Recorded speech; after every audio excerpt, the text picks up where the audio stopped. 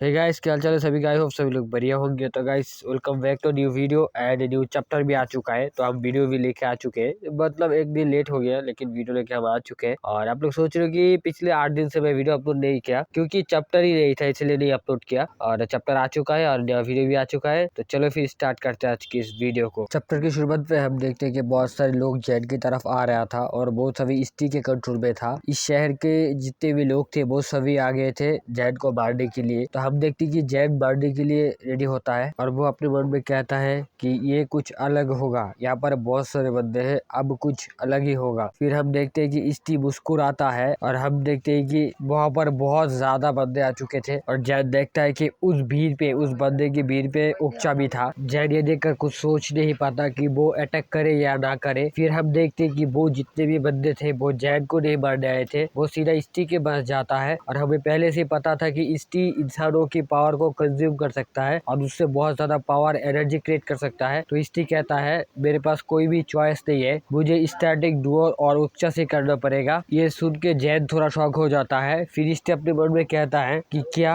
ये बॉडी कभी कभी मेरा बात नहीं सुनता। फिर हम सबको माइंड पे लीसू को देखते हैं। फिर उच्चा कहता है कैसे, मैं इस बॉडी को बहुत लंबे समय से कंट्रोल कर रहा हूँ, ये आखिर कैसे हो रहा है। तभी हम दूर से देखते हैं कि जेड कहता है रुक जाओ यू पैरासाइट। फिर ईस्टी घूम के उसे देखता है तो जेड कहता है ये वाला और ये भी, इन लोगों के साथ तुम्हारी एक रिश्ता है, इसीलिए तुम इस दुनिया की विरोध जा रहे हो। ईस्टी तुम और लीसू तुम भी। ये सुन के ईस्टी कहता है मेरे पास और भी कोई चॉइस नहीं है। फिर वो डोर को छोड़ देता है और जेड ये देखकर थोड़ा हैरान हो जाता है। फिर ईस्टी कहता है तुम मेरे साथ लड़ना चाहते हो, क्या तुम्हारी जीत होगी। ये कहने के बाद ईस्टी उसके पॉजेस हुए सभी लोगों को जेड की तरफ भेज देता है उसके साथ फाइट करने के लिए। और जेड ये देखकर कहता है तुम्हें पता है ये बेकार है, ये मेरा कुछ भी नहीं बिगड़ सकते। फिर जेड ईस्टी को देखकर अपने मन में कहता है ये अनुभूति और ये काम एकदम बेकार है, मुझे फील हो रहा है कि मैं अभी तक क्यों जिंदा हूँ। फिर ईस्टी भगता हुआ कहता है तुम तो अब गए। ये कहने के बाद ईस्टी अपनी पावर को यूज करके अमेरिका का, इंग्लैंड का, रशिया का, फ्रांस का, जापान का जितने भी बंदे थे उसके कंट्रोल में, उन सभी को कंट्रोल करने की कोशिश करता है। फिर हम दूसरी तरफ देखते हैं, एक ऑफिसर कहता है माफी, तो एक सोल्जर कहता है आप क्या कहना चाहते हैं। और तभी एक लेडी ऑफिसर कहता है ये सब कुछ एक आकर्षक है। तभी हम देखते हैं वहाँ पर बहुत सारे लोग ईस्टी के कंट्रोल में आ जाते हैं। तभी एक बड़ा ऑफिसर कहता है मैं ये बार बार कहूँगा, हमारा टारगेट कोरिया का सेजोंग सिटी है, वहाँ पर हम लॉन्च करेंगे, वो भी न्यूक्लियर मिसाइल से। ईस्टी कहता है मैं भी इस चीज में बहुत ज्यादा क्यूरियस हूँ। और इसी तरफ हम देखते हैं कि जेड के ऊपर बहुत सारे बंदे अटैक कर चुके हैं। फिर ईस्टी कहती है तुम अपनी पावर और अहंकार को नेचर की पावर कहते हो, ये सभी एक ह्यूमन इविल है, एक क्रिमिनल, तुम चाहो तो इन सबको बचा सकते हो, क्या तुम इसको बचाओगे लीजिए। फिर हम दूसरी तरफ अमेरिका का सीन देखते हैं जहाँ पर दो ऑफिसर बात करता है, जहाँ पे एक छोटा ऑफिसर कहता है आप ये क्या कह रहे हैं, इस चीज के बारे में आप अकेला डिसीजन नहीं ले सकते। ये सुनकर वो हाई ऑफिसर कहता है मैं देश का अस्थिर निर्णय निर्माता हूँ, मैं एक राष्ट्रपति हूँ। ये सुनकर वो छोटा ऑफिसर कहता है आप लोकतंत्र के लिए है, राजतंत्र के लिए नहीं। फिर वो बड़ा ऑफिसर कहता है तो इसका मतलब ये है कि आप मेरे आदेशों का पालन नहीं करेंगे। ये कहने के बाद वो बड़ा ऑफिसर उसकी तरफ देखता रहता है और छोटा भी उसकी तरफ देखता रहता है। तभी छोटा ऑफिसर समझ जाता है कि वो क्या करने वाला है। तभी वो कहता है जल्दी से जल्दी स्पेशलिस्ट को कॉल करो, जल्दी कॉल करो। और तभी वो बड़ा ऑफिसर गार्ड निकल के सीधा उस छोटे ऑफिसर के सर पे मार देता है और स्पॉट ही उसका डेथ हो जाता है। और ये सीन और भी दो लोग देख रहे थे, वो घबरा गए थे पूरी तरह। तभी वो बड़ा ऑफिसर कहता है क्या आप किसी के पास और कुछ कहने के लिए है। फिर से चेंज होता है और हम देखते हैं कि आसमान में कुछ प्लेन या फिर यूएफओ जैसा कुछ जाता है। और फिर से चेंज होता है तो हम देखते हैं कि ईस्टी भाग रहा था और वो कहता है अमेरिका का अच्छी तरह से ख्याल रखा गया है, अब बारी है और कंट्री की। ये कहने के बाद ही वो कुछ रियलाइज करते हैं और हम देखते हैं कि उस आदमी को एक और ऑफिसर आके मार देता है, एकदम पट्टा सा हेडशॉट। ये देखकर उनके साथ की ऑफिसर कहता है आप ये क्या कर दिए हैं, आप पागल हो चुके हैं, आपको पता है आपने अभी क्या किया है। तो वो ऑफिसर कहता है मुझे पता है मैं अभी क्या किया हूँ, ये एक ऐसा आदेश है जो हम कभी भी पूरा नहीं कर सकते, एक परमाणु बम को लॉन्च हम नहीं कर सकते और मैं इस चीज की जिम्मेदारी लेती हूँ। ये सब देखकर स्टी अपने मन में कहती है, ये मेरे लिए एक विफलता है, ये बस समय का बात है, आखिर में सब कुछ खत्म हो ही जाएगा। फिर सीन चेंज होता है और हम हॉस्पिटल का सीन देखते हैं, जहाँ पर एक ऑफिसर आके कहता है, प्रेसिडेंट वहाँ पर बहुत ज्यादा प्रॉब्लम हो गया है। और तभी हम देखते हैं कि हमारे सामने सियोन लेटा हुआ था और उसका हालत बहुत ज्यादा खराब होता है और वो कहता है, क्या प्रॉब्लम? तभी वो ऑफिसर कहता है, हमें खबर मिली है कि हमारी सीजोंग सिटी पर कोई न्यूक्लियर मिसाइल से अटैक करने वाले हैं, इसीलिए हमें जल्दी से जल्दी हमारी इस एरिया को, इस सिटी को खाली करना पड़ेगा। ये सुनकर सियोन अपने मन में कहता है, क्या उसे बस हमारे देश पे ही टारगेट है? नहीं, इस दुनिया पे।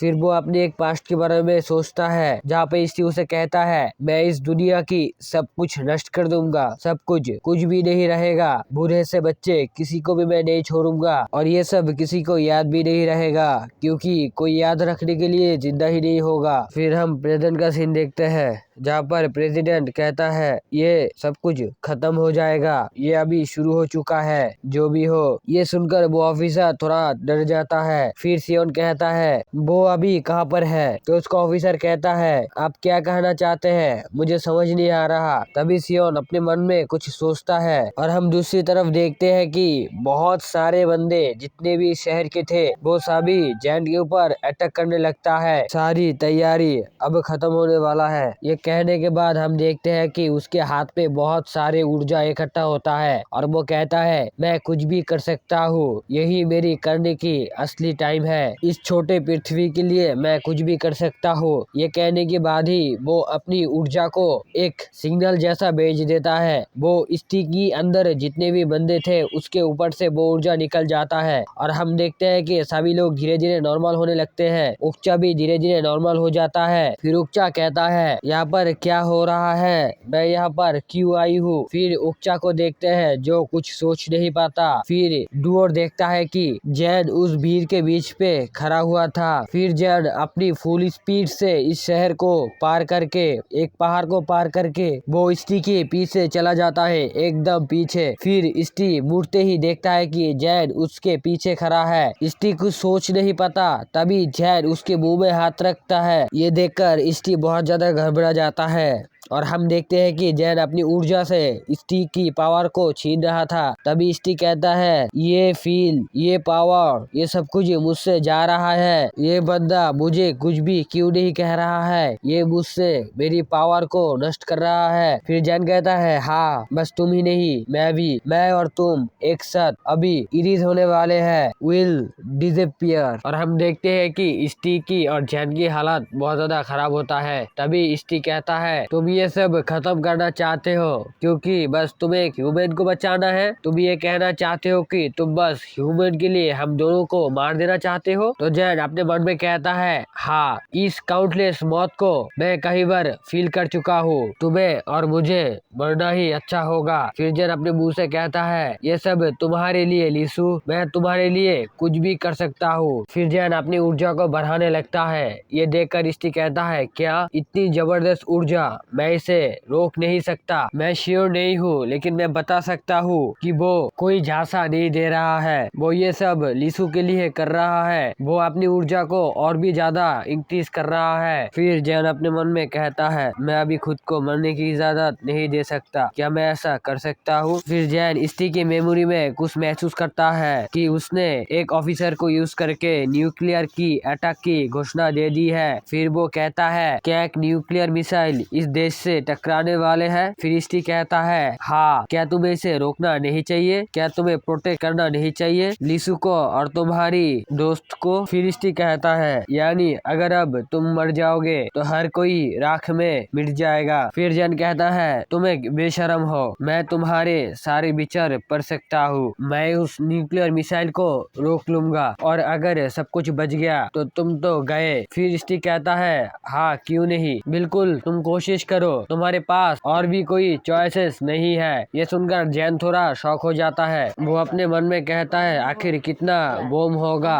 फिर वो कहता है, ठीक है, मैं इसे अकेला ही खेलूंगा, मैं उस बम को डिस्ट्रॉय करने के बाद तुम्हें मार दूंगा। ये सुनकर स्टी थोड़ा मुस्कुराती है। फिर सीन चेंज होता है और हम शहर का सीन देखते हैं, जहाँ पे शहर पूरी तरह से अंधेरे से ढका हुआ था और उस एरिया पे बहुत ज्यादा जम लगा था। एक ऑफिसर कहता है, 30 मिनट पे यहाँ पर बॉम्ब गिरने वाले हैं और जैम के वजह से यहाँ से बहुत सारे लोग नहीं निकल पा रहे हैं। ये सुनकर सियोन कहता है ये सब स्त्री धारा परिचालित होने के बाद हुआ था। यहाँ पर कोई भी सेफ नहीं है, इस कंट्री में कोई भी नहीं। फिर सियोन अपने मन में सोचता है ये सब उसके ऊपर डिपेंडेंट है। फिर वो उस ऑफिसर से पूछता है ली जेड वो कहाँ पर है। तो वो ऑफिसर कहता है वो अभी कहाँ पर है एग्जैक्ट मुझे नहीं पता। फिर हम जैन को देखते हैं जो क्रैकन को लेके समुद्र में गया था और हम स्टी को देखते हैं जो क्रैकन के हाथों से मुड़ा हुआ था। स्टी कहता है तुम्हें पता है न्यूक्लियर मिसाइल क्या है? क्या तुम्हें मिसाइल के बारे में कुछ भी पता है? ये सुनकर जैन कहता है ये एक बहुत खतरनाक बॉम्ब है। ये सुनकर स्टी कुछ सोच नहीं पाता। फिर स्टी कहता है क्या तुम इस बॉडी के साथ उस न्यूक्लियर मिसाइल को रोकने के लिए जा रहे हो? मुझे लगता है उस न्यूक्लियर मिसाइल को अगर तुम इस ऑक्टोपस के ऊपर ब्लास्ट करते हो तो इस रेडिएशन यहाँ पर ही रहेगा, वो शहर पे नहीं जाएगा। ये सुनकर जैन कहता है तुम चुप रहो बस देखते जाओ। फिर स्टी देखता है और वो कहता है क्या तुम भी इसे ब्लॉक करना चाहते हो? ये बात सुनकर जैन नीचे देखता रहता है। तभी स्टी उसे कहता है नीचे मत देखो एक ह्यूमन। तो जैन ये सुनकर